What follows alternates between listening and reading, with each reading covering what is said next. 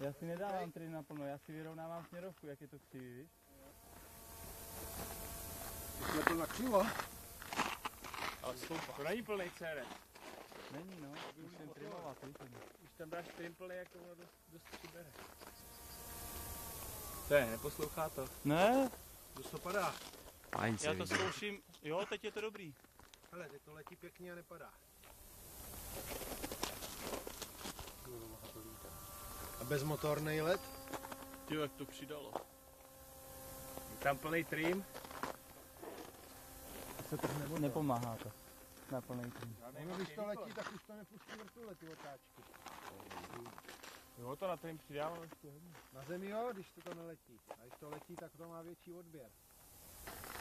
To dobrý, sklopilo se to, tyjo. To nevidíte? Jak to letí pomalinko. Buď rád, vole.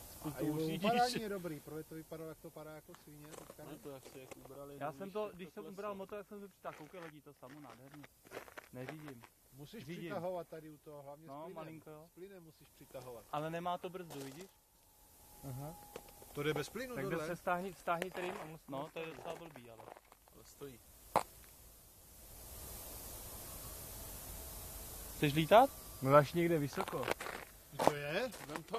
Ale tamhle letí kámoš, vole, vem to nahoru k němu, tam mám už. Ale jako nemá to přehršle výkonu, to ten můj, to je rakeťák. Chtělo by to lehčí vrtulí. Ne, to není vrtulí, to je rádiem. Nedává to plný plyn ten regulátor zdaleka, ne?